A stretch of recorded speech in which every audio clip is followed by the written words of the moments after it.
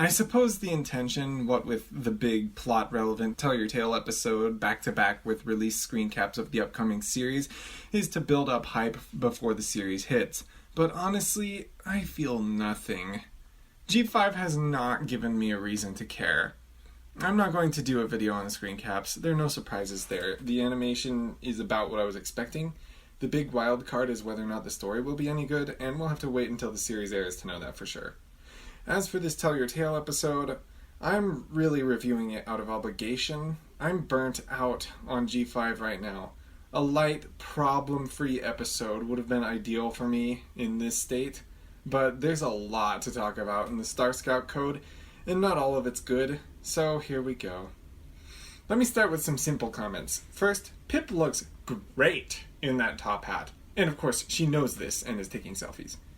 Alright, so how did this stay hidden when this isn't even the house Sunny grew up in? Or did we forget that the last house collapsed? I guess this vault must have survived that collapse, but they seriously just brought it into the new house without ever opening and looking inside? Sloppy. 10 generations. That's usually about 200 to 300 years. We don't know exactly when it was created, but I'm going to guess that it was after G4. So presumably it's been at least 200 years since the end of G4, possibly much more if it was created long after G4 was over. This is the closest we've ever gotten to any idea of a time frame between G4 and G5. Good job, Detective Zip, stopping the recording before it was finished, just as professional as the last time you played detective. And the Zephyr Heights throne room has existed for centuries.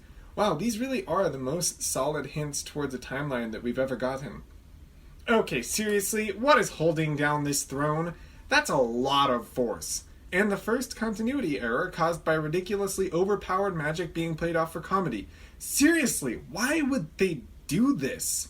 Did they not think that sometime later they would need the magic to not be this strong? Okay, this is the coolest location we've been to in Tell Your Tale.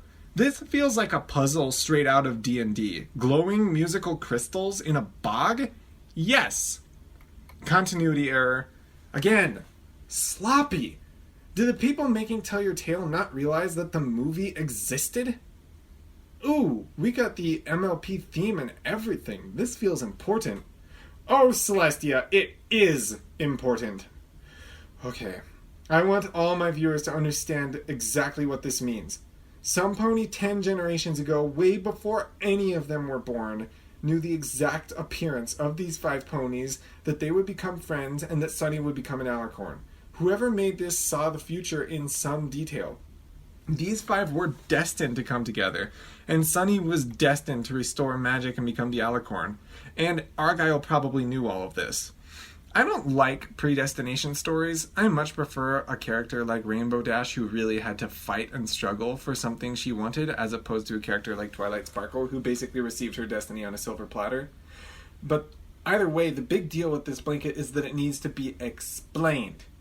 Continuity between the different media of G5, the movie, Tell Your Tale, the special, the video game, the comics, has been spotty at best. If they just drop this blanket and never explain it, I'll throw a fit.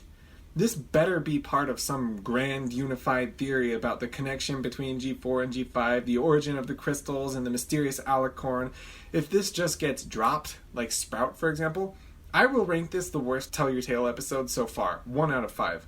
That is too big a plot hole to go unexplained. If it does get properly explained later on, by which I mean we learn how it was made and by whom, then this episode is fine.